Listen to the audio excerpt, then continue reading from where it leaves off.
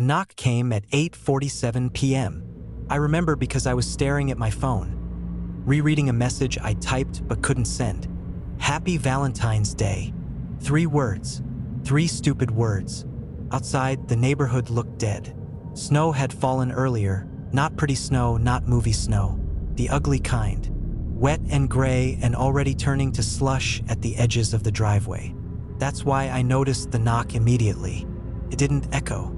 It didn't boom. It didn't demand attention. It was soft. 3 taps. Tap, tap, tap. Measured. Even. Deliberate. At first I thought it was in my head. Old houses make noise when they cool down at night. Pipes shift. Wood settles. But this wasn't settling. It was placed. 3 taps again. Same rhythm. Same spacing. Like whoever was knocking had practiced it. I didn't feel scared yet. Just annoyed. I stood up slowly and walked toward the front door. The heater hummed behind me. The fridge clicked on in the kitchen. Normal house sounds. Grounding sounds. The porch light was on. I could see its glow bleeding around the frame of the door. I didn't open it. Instead, I moved to the narrow window beside the door and lifted the curtain just enough to see. There was a man standing on my porch. Tall, thin, dark coat buttoned all the way to his throat. No gloves, no hat. It was freezing outside. I could see my own breath fogging the inside of the window. He wasn't shivering. He wasn't shifting his weight. He wasn't checking a phone or glancing at neighboring houses like someone who'd made a mistake. He was facing the door, perfectly still, holding a single red rose. The red looked wrong against the snow. Too saturated, too alive. My stomach tightened slightly, but I told myself it was nothing. Probably some guy trying to surprise his girlfriend and got the wrong address. Then the porch light flickered. Just once. A blink. When it came back on, he was smiling. And that's when something inside me shifted. It wasn't a big smile. It wasn't exaggerated. It was subtle, but it was too wide. Like the skin at the corners of his mouth was being gently pulled backward by invisible hooks. He didn't blink. He didn't move. Another 3 taps. This time, on the glass, right beside my face. I hadn't seen him step forward. I hadn't heard his boots in the snow, but he was closer. I didn't realize I was holding my breath until my lungs started to burn. He was closer now. I never saw him step forward. Never heard boots scrape against concrete. Never saw snow shift beneath his feet. But he was closer. Close enough that if the glass wasn't there, we would have been inches apart. The porch light buzzed faintly above him. That weak yellow glow flickered across his face, making shadows move in places shadows shouldn't move. His skin wasn't just pale. It looked stretched, like it didn't quite fit the skull underneath. Too smooth along the cheeks, too tight around the mouth, and at the corners of his lips, I could see thin cracks, faint lines that deepened every time he smiled. If he smiled any wider, I felt like something would split. He didn't blink, not once. His eyes were wrong in a way that took me a second to process. They reflected the light too sharply, like animal eyes on the side of a dark road. But there was no softness behind them, no curiosity, no warmth, just observation, like I was being examined, studied, measured. His lips moved again, slowly, carefully. The words formed too deliberately, like someone sounding out a language they weren't fluent in. Happy Valentine's Day. I couldn't hear him through the glass, but I could read it, and the way his mouth shaped the syllables made my stomach twist. It wasn't natural.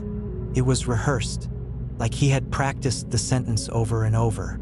My phone vibrated in my hand. The sound exploded in the silence. Unknown number. I hesitated. My thumb hovered over the notification. Another vibration, then another, 3 in a row. When I finally opened the messages, my throat tightened. Opened the door. A second later, he is waiting politely. Then, it's rude not to greet him. I felt my pulse in my ears.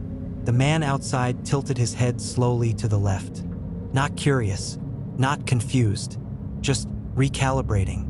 like he was adjusting to something. The rose lifted slightly in his hand. The petals were a deep, unnatural red. Not the soft red of grocery store roses. This red looked wet, almost reflective. As if light didn't land on it properly, it slid across it. He raised the rose higher, gently pressed it against the window. Tap. The stem bent, but it didn't bend like a plant. It folded, soft, boneless, like tubing filled with something thick. He tapped again. Tap. The petals smeared slightly against the glass. And for half a second, I thought I saw a darker streak left behind. Tap. The porch light flickered. Longer this time. The world went dim. In that brief second of darkness, something moved behind him. Not stepped, not walked, shifted, like a shadow separating. G from another shadow. It was taller, much taller. Its outline stretched above his head and curved toward the roof of the porch. Its arms were wrong. They extended downward too far. Long enough that I saw the tips of something brush against the siding of my house. Dragging slowly. When the light came back on, he was alone again, but his smile had grown, wider than before.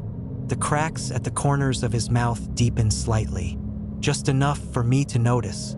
He leaned closer to the glass, slowly, carefully, until his forehead almost touched it. I could see faint fog forming on the outside surface.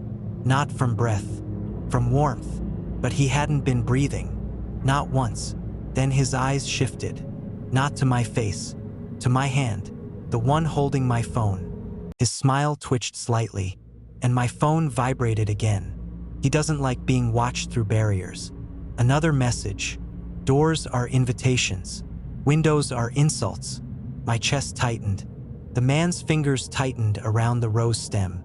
And that's when I noticed something new. His hand. The fingers were slightly too long, the joints slightly too pronounced, and when he flexed them, they bent just a little too far back. The porch light flickered again, but this time, he didn't disappear in the darkness. Something else appeared beside him, just for a fraction of a second. Another face, pressed close behind his shoulder, smiling too, wider, stretching farther. Then the light returned fully, and he was alone again, still, patient, waiting. He lifted one hand slowly and placed his palm flat against the glass. I felt it, not heat, not cold, pressure, through the window, like the house itself had shifted toward him. His lips moved one more time, this time slower, clearer, more confident, open. The word didn't look practiced anymore. It looked certain, and somewhere deep in my chest, I felt 3 slow pulses. Tap, tap, tap, not from the door, from inside me. I don't know how long his hand stayed pressed against the glass. 5 seconds, 10, felt longer. His palm didn't fog the window the way a human hand would in freezing weather. There was no breath clouding around his face either. No condensation from his mouth, just that smile. And those eyes, watching, waiting. My phone vibrated again. The sudden buzz made my grip tighten. I didn't look at it right away. I couldn't take my eyes off him. Slowly, very slowly, he began to slide his hand downward across the glass. Not fast, not aggressive, just dragging. The sound it made was faint, a soft, rubbery friction, like damp skin against a mirror. When his hand reached the bottom of the pane, he stopped. Then he knocked again. But this time, it wasn't on the window. It was on the door. 3 taps, louder now. He was adjusting. Tap, tap, tap. The sound carried deeper into the house this time. It echoed down the hallway. My heartbeat synced with it. My phone buzzed again. I finally looked. He is still outside. A second message followed immediately. We are not. The words didn't register at first. Then, tap. Behind me. Not from the front door. From the hallway wall. 3 taps. Softer, but closer. My throat went dry. I turned slowly. The hallway light flickered once. The wall looked normal. Flat. Still. Then, tap, tap, tap. From inside it. The sound wasn't hollow like pipes or wood settling. It sounded deliberate, like knuckles meeting drywall from the other side. I took a step back. The floor creaked under my weight. The man outside didn't move. He just watched, his head tilted slightly to the right, studying my reaction. Another knock, this time from the ceiling above me, directly overhead. 3 taps. Dust fell lightly from the vent. My breathing became shallow, controlled. I didn't want to make noise, like whatever was inside the house might hear me better if I did. Tap. From the kitchen. Tap. From the living room wall. Tap. From the floor beneath my feet. Always 3. Always patient, like they were communicating with each other. My phone buzzed again. I didn't want to read it.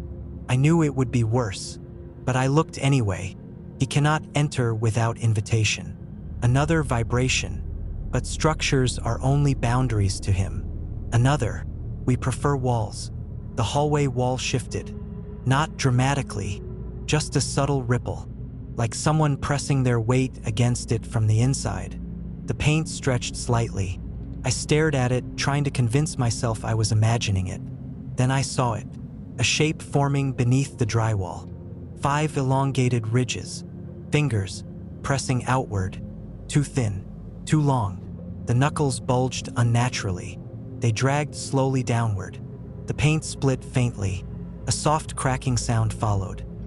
Outside, the man's smile widened. Not excited, not thrilled, just satisfied, like something was going according to plan. His eyes didn't leave me. He didn't glance at the walls. He didn't acknowledge the knocking inside, because he already knew. The hallway bulge deepened. The fingers pressed harder. I could see the outline of the palm now. Flat, white. The drywall creaked, then tapped back. From the inside, 3 taps, against the back of the wall. In response to him, outside, he tapped the door again. 3 taps. Inside, the wall answered. 3 taps. My chest tightened. The rhythm matched. They were syncing. My phone vibrated violently this time. 3 quick buzzes in a row. I looked down. He is only the greeter. Another message. We are the guests. The ceiling above me dented slightly. A long impression formed across it. Slow, dragging, like something crawling just above the drywall. Moving toward me, the temperature inside the house shifted. Not colder, still warm from the heater, but heavy, thick, like the air had weight. The hallway wall cracked, just a hairline fracture, but it was enough. A thin gray line split the paint where the fingers pressed. Something pale showed through, not skin, not quite. It looked stretched, translucent in places, and beneath it, movement, subtle, like muscle adjusting under pressure. I stumbled backward into the living room. My shoulder hit the couch. Outside, the man lowered his hand from the glass. He straightened slightly, and for the first time, he blinked, slowly, deliberately, like a signal. Inside, the wall dent deepened. The fingers pressed harder. The crack widened. A faint tearing sound followed. Not loud, but intimate. Close. The ceiling creaked above me again, this time directly over my head. I didn't want to look up, but I did. A long shape dragged slowly across the drywall. It wasn't random. It was tracking, following. My phone buzzed again. Do not run. Another vibration. Running implies refusal. Another.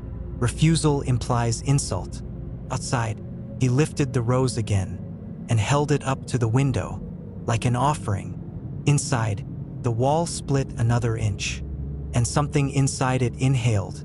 A wet, slow, deliberate breath. That's when I realized something worse than the knocking. The man outside, he wasn't trying to get in. He was waiting for something else to finish first. And whatever was inside my walls was getting closer. The breath inside the wall wasn't loud. It wasn't monstrous. It wasn't dramatic. It was controlled, measured, like lungs filling slowly for the first time. The crack in the drywall widened another fraction of an inch. Paint flaked off and drifted to the floor. I couldn't move. Not because I was frozen in fear, but because something deeper told me moving would change the rhythm. And the rhythm mattered. Outside, the man with the rose lowered his arm. He wasn't smiling anymore. Not wider, not smaller, just neutral, observing. The knocking stopped completely. No taps from the door. No taps from the ceiling. No taps from the floor. Silence filled the house again. The heavy kind. The kind that presses against your ears. Then, from inside the wall, 3 soft taps. Not aggressive. Not testing. Almost affectionate. Tap, tap, tap. I swallowed. The ceiling above me responded. 3 taps. Then the floor beneath my feet. 3 taps. They weren't trying to break in anymore. They were synchronizing. My phone buzzed once. I looked at it without meaning to. Alignment complete. My chest tightened. The crack in the hallway wall split open another inch. Something pale pushed outward.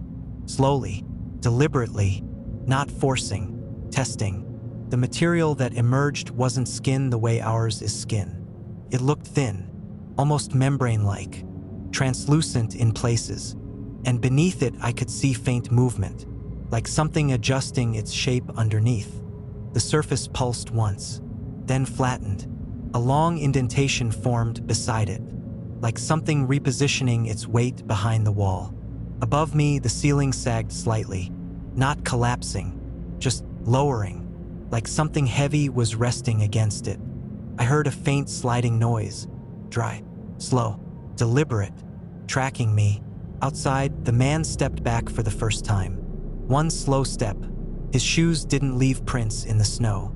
I noticed that the snow was untouched beneath him, like he wasn't fully pressing into it. He tilted his head again, watching the house. Not me, the house. Waiting. Inside, the crack widened suddenly, with a soft tearing sound, and a shape pressed through. A single finger, long, jointed incorrectly.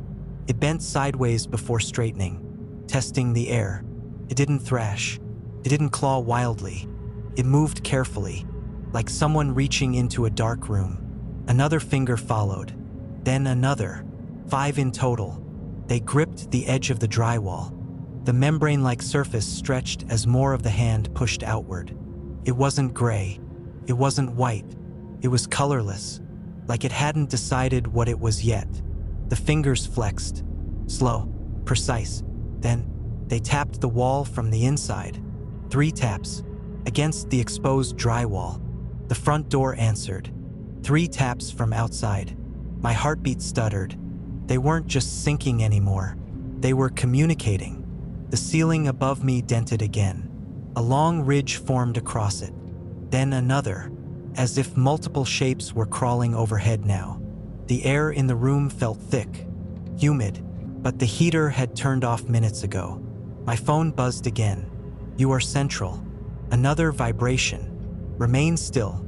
The hand in the wall began pulling itself through further. The wrist emerged next. It was too narrow, too elongated, and as it slid outward, the membrane surface shifted, darkening slightly, like it was observing me and adjusting, trying to match something. Outside, the man raised the rose to his own face and inhaled, but his chest didn't move. The hand inside my wall flexed again, then turned, and slowly, very slowly, the palm rotated toward me, as if offering something invisible. The ceiling groaned. A long split formed across it, not fully breaking, but stretching thin. Something pressed downward from above, and for the first time, I saw an outline through the ceiling, a shape, humanoid, but longer, limbs too extended, head tilted at an angle that wasn't possible without breaking a neck. It wasn't trying to fall through. It was resting there, waiting, studying. The hand in the wall moved again, pressed fully out now, forearm emerging behind it, and as more of it revealed itself, the surface darkened further, faint color blooming beneath the membrane. It wasn't random. It was mimicking tone, mimicking texture, adapting. Outside, the man smiled again, but not at me. at the wall, like the greeter proud of what had arrived. My phone vibrated one last time. He is only the invitation. Another message. We are the acceptance. The hand in the wall tightened its grip. The ceiling above me cracked louder this time. And from somewhere deep inside the house, I heard 3 taps. Not from walls, not from ceiling, not from the floor, from inside my chest. Tap, tap, tap, and the hand in the wall paused, like it heard it too. The 3 taps in my chest didn't stop. They weren't painful. They weren't violent. They were steady, measured, matching the rhythm from the walls. The hand frozen halfway out of the drywall slowly turned toward me. Not threatening, not reaching, just acknowledging, like it had been waiting for that sound, for that confirmation. Above me, the shape pressed against the ceiling shifted. Its outline adjusted, shortened slightly, narrowed, refined, adapting. Outside, the man lowered the rose. He wasn't watching the house anymore. He was watching me, patient, certain. The phone vibrated one last time. I didn't need to look, but I did. You were never the host. Another message appeared. You are the door. The tapping in my chest grew stronger. Tap, tap, tap. The hand withdrew slightly, not retreating, making space. The ceiling stopped cracking. The crawling stopped. The house went still, because they didn't need the walls anymore. Something warm moved beneath my skin, subtle at first, like muscle twitching, then shifting, repositioning. My reflection in the dark TV screen across the room stared back at me. And slowly, very slowly, my mouth stretched wider, further than it ever had before. It didn't hurt, felt natural, familiar. Outside, the man stepped backward off the porch, snow untouched beneath his feet. He held the rose up once more, not to give it to me, but in recognition. The tapping in my chest stopped. The walls were silent, the ceiling smooth again, everything calm. I walked to the front door, unlocked the deadbolt, unlocked the handle, removed the chain, not because I was letting him in, but because I understood. The door was never meant to keep things out. It was meant to let me out. Across the street, a porch light flicked on. A shadow moved behind a curtain. I stepped off my porch into the snow. No footprints formed beneath me, and in my hand, a red rose. I smiled. 3 soft taps echoed from the house across the street. Tap, tap, tap, and this time, someone answered.